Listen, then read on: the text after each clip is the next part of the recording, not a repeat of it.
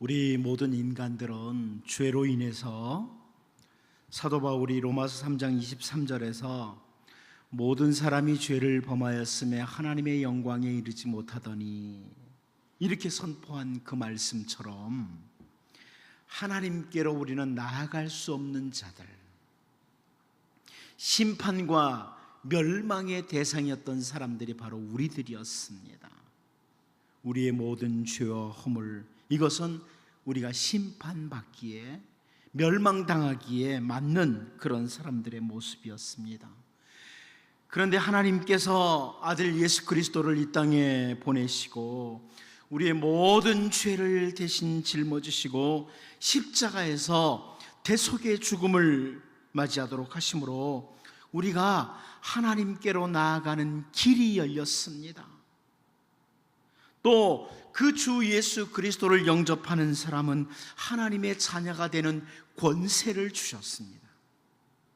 그런데 십자가에서 죽으시고 장사 지낸 바 되셨다가 죽음의 권세를 이기시고 사흘 만에 우리 주님이 다시 살아나셨고요, 그 다시 사신 주님, 부활하신 주님은 사랑하는 제자들에게 계속 나타나셔서 믿음을 굳게 하셨습니다. 굳센 믿음을 갖도록. 그런데 그 부활하신 주님을 만난 후에도 요한복음 21장 3절 말씀을 보면 시몬 베드로가 나는 물고기 잡으러 가노라 하니 그들이 우리도 함께 가겠다 하고 나가서 배에 올랐으나 그날 밤에 아무것도 잡지 못하였더니 이런 말씀이 나옵니다. 부활하신 예수님을 만나보고도, 부활하신 주님을 만난 후에도 고기나 잡으러 가야지, 이랬던 제자들의 모습. 그들은 부활하신 주님을 만난 후에도 살아야 할 삶이 무엇인지를 잘 잡지를 못하고 이런 말과 이런 행동을 했습니다. 부활하신 주님을 직접 보고도, 심지어 베드로까지 과거의 생활로 돌아가려고 했던 겁니다. 에스겔 23장 9절 10절 말씀을 보면요, 그러므로 내가 그를 그의 정든 자 곧 그가 연애하는 아수르 사람의 손에 넘겼더니 그들이 그의 하체를 드러내고 그의 자녀를 빼앗으며 칼로 그를 죽여 여인들에게 이야깃거리가 되게 하였나니 이는 그들이 그에게 심판을 행함이니라, 이런 말씀이 나옵니다. 이게 무슨 말씀이냐면 북이스라엘 백성들이 계속 우상 숭배와 함께 죄의 길로 걸어가니까 하나님께서 선지자 에스겔을 통해서 아수르의 손에 넘겼다, 그래서 아수르의 손에 넘겼다, 이런 설명이죠. 그런데 바로 다음 절 에스겔 23장 11절을 보면 그 아우 오홀리바가 이것을 보고도 그의 형보다 음욕을 더하며 그의 형의 가늠함보다 그 가늠함이 더 심함으로 그의 형보다 더 부패하여졌느니라, 이런 설명을 하고 있습니다. 이게 무슨 말이냐면 이 선지자 에스겔을 통해서요, 남쪽 유다의 죄를 지적하는 거예요. 그런데 북이스라엘 백성들이 우상 숭배와 함께 죄를 짓다가 아수르에게 넘겨진 것, 이것을 보고도 남쪽 유다가 더 심하게 죄를 지었다, 이런 말씀입니다. 이것을 보고도. 이제 한 곳만 더 보려고 합니다. 마태복음 21장 32절인데요 마태복음 21장 32절을 보면 주님이 이렇게 말씀하세요. 요한이 의의 도로 너희에게 왔거늘 너희는 그를 믿지 아니하였으되 세리와 창녀는 믿었으며 너희는 이것을 보고도 끝내 뉘우쳐 믿지 아니하였도다, 이런 표현을 합니다. 주 예수님께서 이스라엘의 영적인 지도자라고 하는 사람들에게 하시는 말씀이에요. 세리와 창기는 믿었지만 너희는 이것을 보고도 끝까지 돌아서지 않고 믿지 않았다, 이런 경고입니다.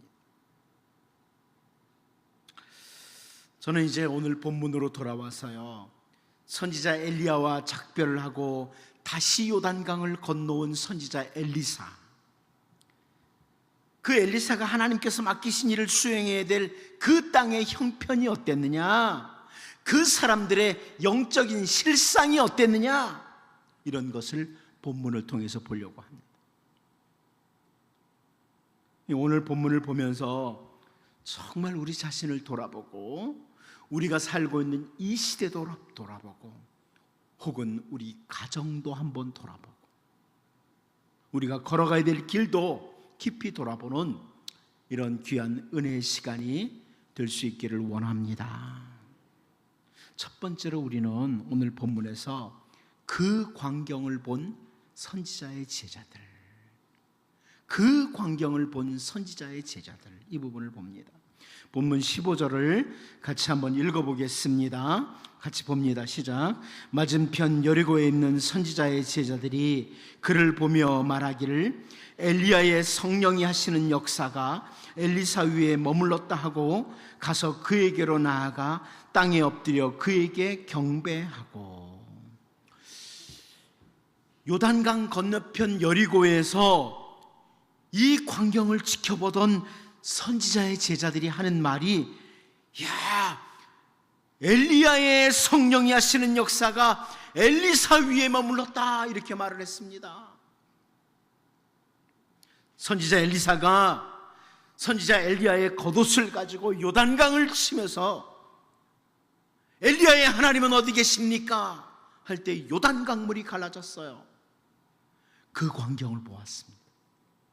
이 여리고에 있는 선지자의 제자들이 그 광경을 본 거예요. 그래서 그 어두운 북이스라엘을 위해서 사역을 했던 선지자 엘리야와 함께 하셨던 그 성령이 엘리사 위에 머물렀다, 이렇게 고백을 하는 겁니다.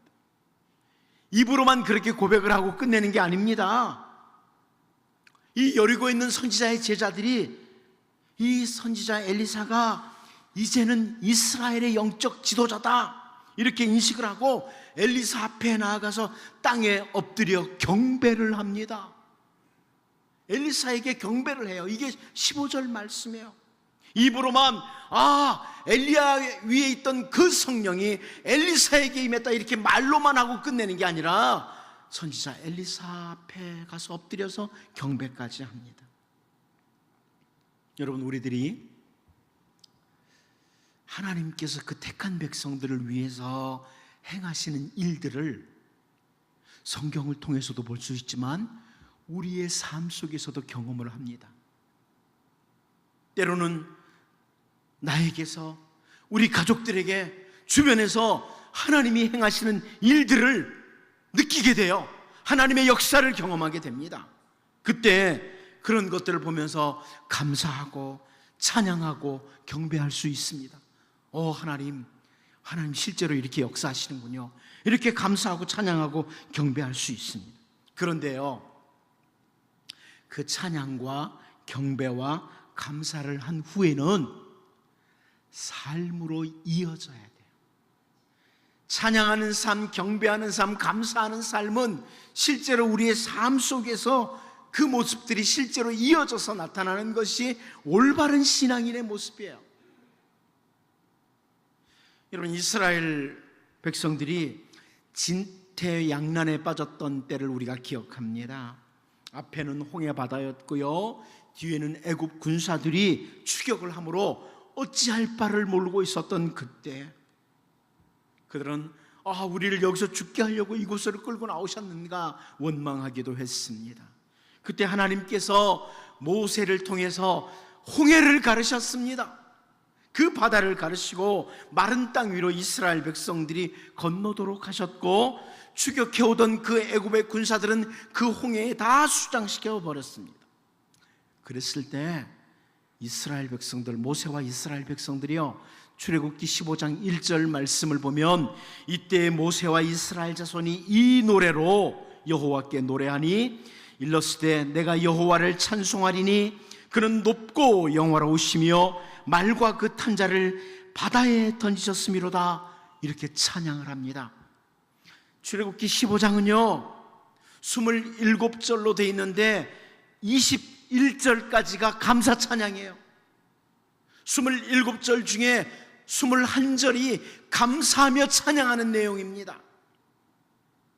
그리고 그 뒷부분을 보면 그들이 이제 그 하나님의 역사를 경험했던 홍해를 떠나서 사흘길을 걷게 됩니다. 사흘길을 걸었는데 물이 없어요. 마실 물이 없어요. 그러자 출애굽기 15장 24절을 보면 백성이 모세에게 원망하여 이르되 우리가 무엇을 마실까 하며 그럽니다. 홍해의 물로 인하여 감사하고 찬양했던 이스라엘 백성들이 마실 물로 인해 원망하고 있습니다.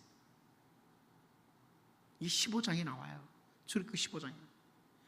홍해의 물로 인해서 감사하고 찬양을 계속 드렸던 이스라엘 백성들이 마실 물로 인해서 원망을 하고 있습니다. 여러분, 하나님은 홍해 물만 다스리시는 분이 아니라 우리의 마실 물까지도 다스리시는 분이세요.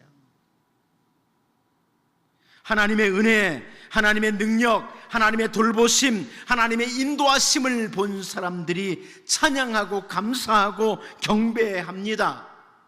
그런데 그 감사와 찬양과 경배는 때로는 우리의 인생길에 쓴 상황, 마라와 같이 쓴 상황, 고통의 상황에서도 이어져야만 합니다. 믿음으로 이어져야 돼요.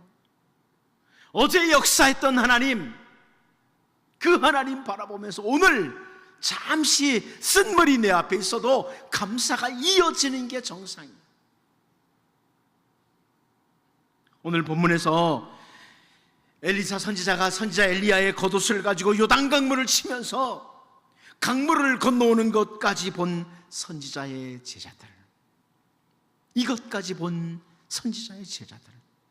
그래서 엘리야의 성령이 하시는 역사가 엘리사 위에 머물렀다, 이렇게까지 고백을 하면서 선지자 엘리사 앞에 경배까지 했던 선지자의 제자들이 단순히 그것을 본 것으로, 혹은 입으로 고백한 것으로, 혹은 경배한 것으로 끝나는 것을 보면서 여러분, 하나님의 능력, 하나님의 은혜, 하나님의 돌보심, 하나님의 인도하심을 경험하면서 감사하고 찬양하고 경배하는 그 모습이 우리의 모든 삶으로 이어지는, 때로는 아프고 힘들고 쓴 상황에서도 그 하나님 여전히 신뢰하고 하나님 믿고 순종하는 삶으로 이어지는 올바른 성도의 모습을 우리가 갖출 수 있기를 원합니다.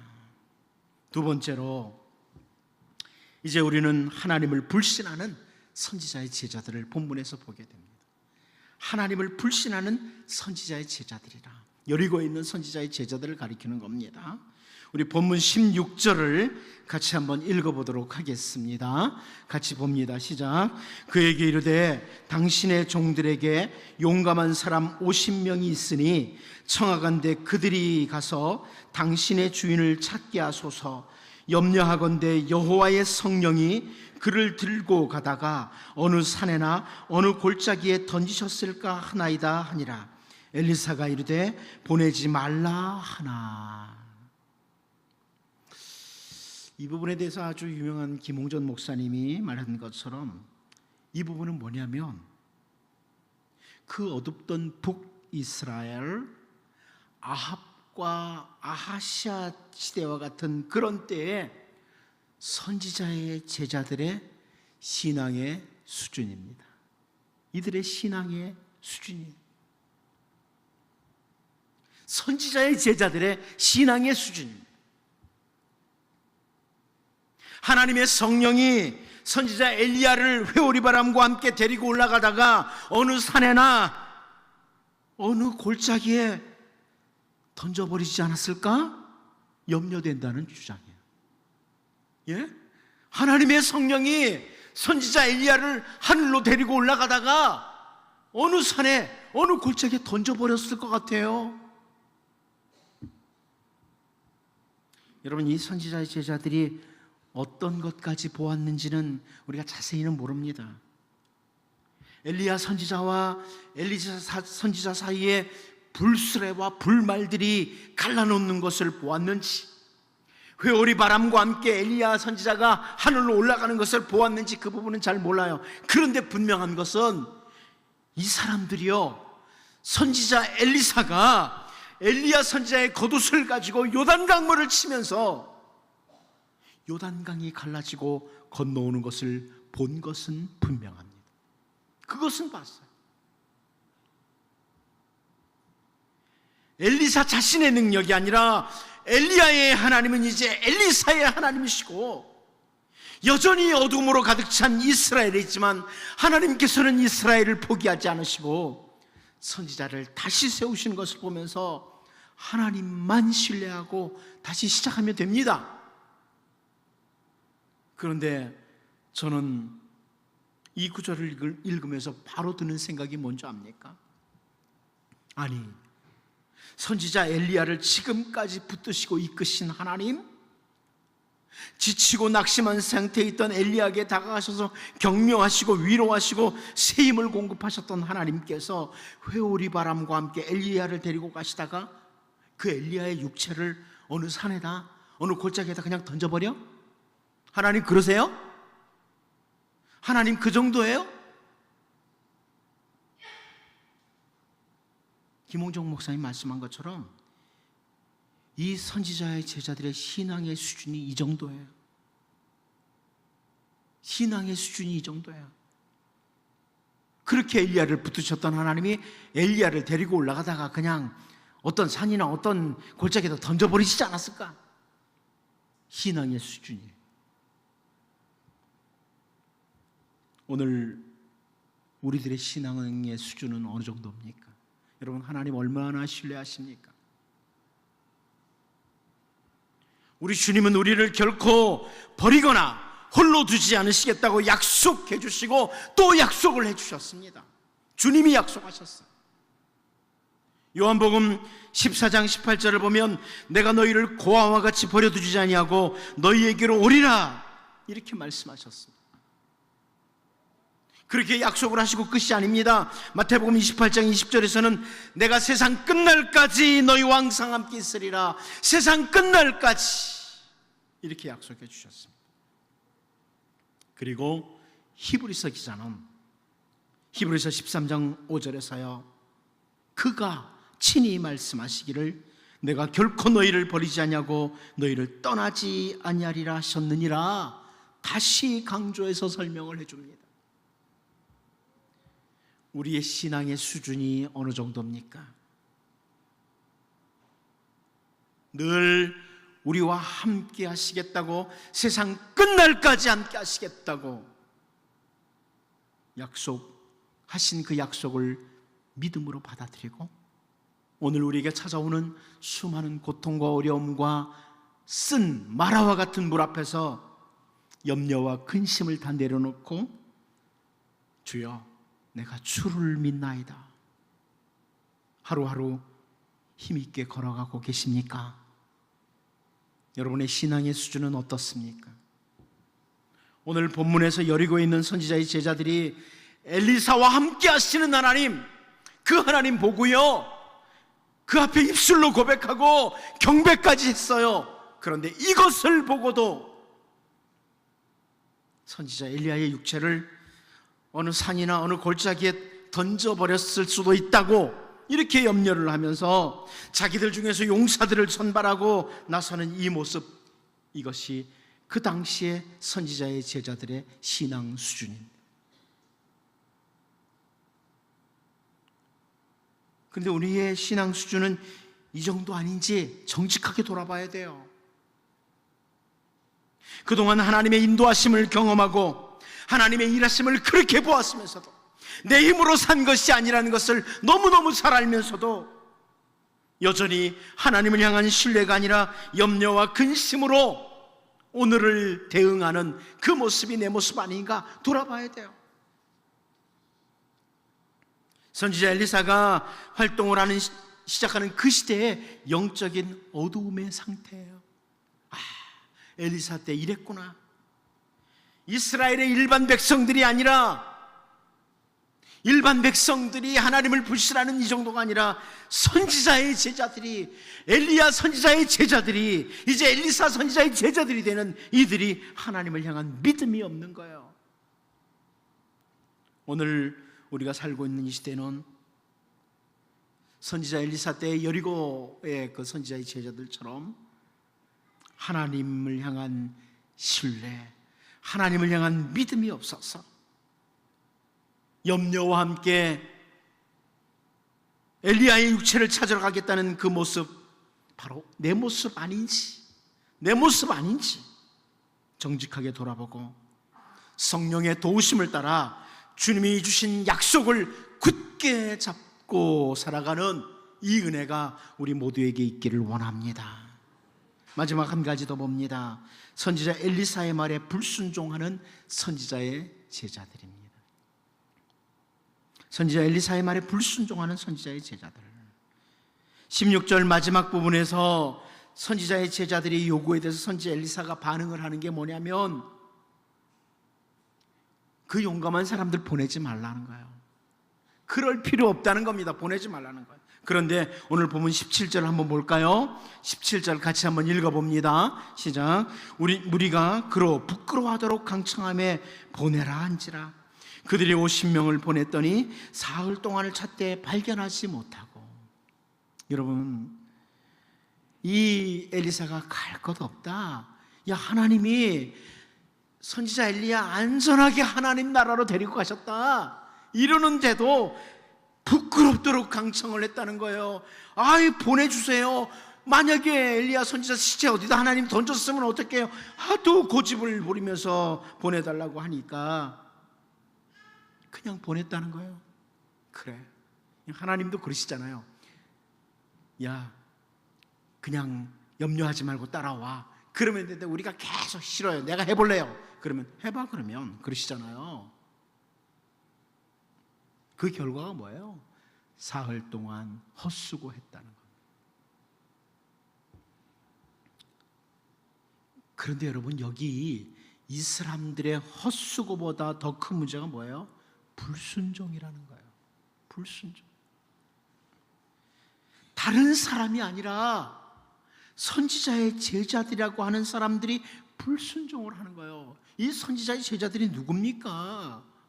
제가 앞부분 설교할 때 설교 드렸지만, 이 어두운 이스라엘 아합의 시대, 혹은 이 아하시아 시대의 어두운 시대에 그래도 올바로 살아보겠다고, 하나님의 백성으로 똑바로 살아보겠다고 선지자 엘리야에게 몰려온 사람들이 이 선지자의 제자들이에요. 그런데 이 사람들도 선지자의 말에 불순종합니다. 고집부립니다. 이 사람들이 올바로 살아보겠다고 몰려온 사람들 정도가 아니에요. 우리가 앞에서 본 것처럼 하나님께서 그 영으로 엘리사 선지자에게 함께 하시는 것을 본 사람들이야.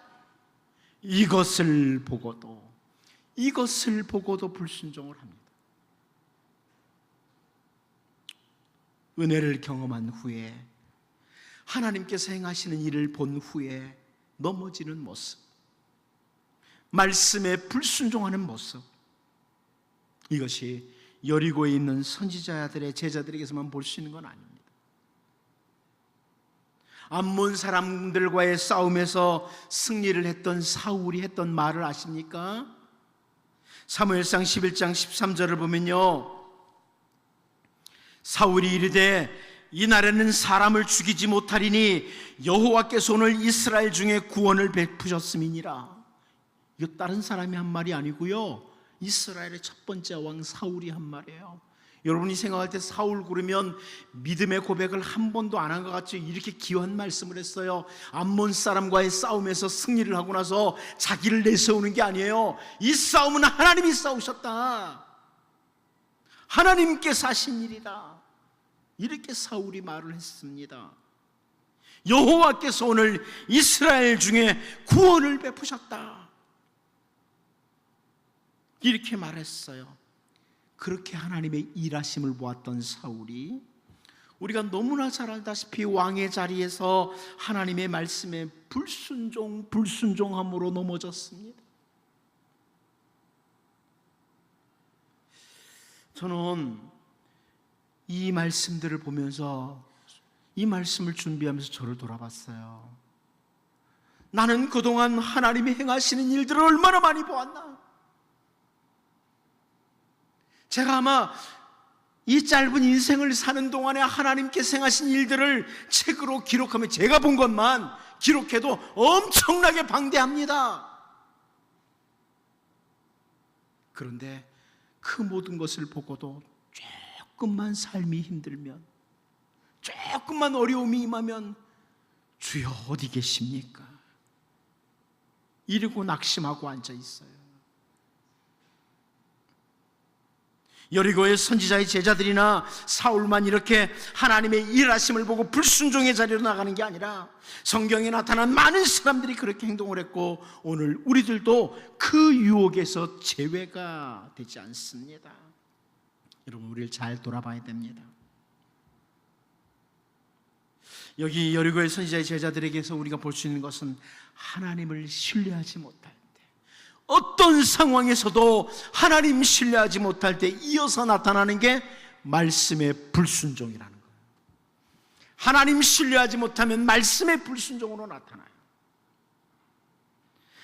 어떤 상황에서도 하나님, 내가 하나님만 신뢰합니다, 하나님 신뢰하고 나가면, 믿음을 가지고 나가면 우리는 순종하게 돼요, 말씀에. 그러나 약속의 말씀도 불신하면 불순종으로 이어집니다. 여러분, 선지자 엘리사가 성령의 역사와 함께 요단강물을 가르면서 건너온 것을 보고도 고백하고 경배까지 했던 여리고 그곳의 선지자의 제자들이 하나님 신뢰하지 못하고 선지자 엘리사를 통해서 하시는 말씀에 불순종하는 이 모습 보면서 우리 자신을 위해서 다시 한번 기도하면서, 주여 하나님 신뢰하게 하옵소서. 어떤 상황에서도 절대적으로 하나님 신뢰하게 하시고, 그 하나님의 신뢰와 함께 말씀에 대한 순종으로 이어지는 이런 하나님의 사람이 되게 해달라고 기도하면서 믿음으로 승리할 수 있기를 바랍니다. 기도하겠습니다. 하나님 아버지,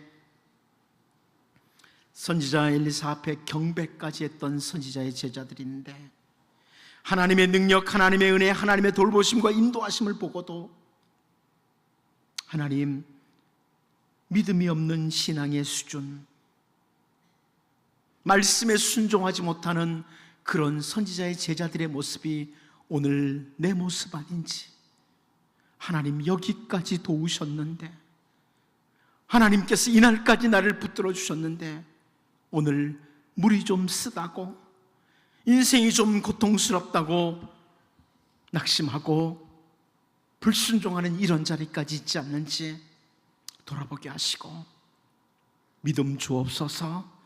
주를 향한 믿음 가지고 말씀에 대한 순종으로 이어지는 우리의 삶이 되게 하여 주옵소서. 예수님의 이름으로 기도하옵나이다. 아멘. 우리 찬송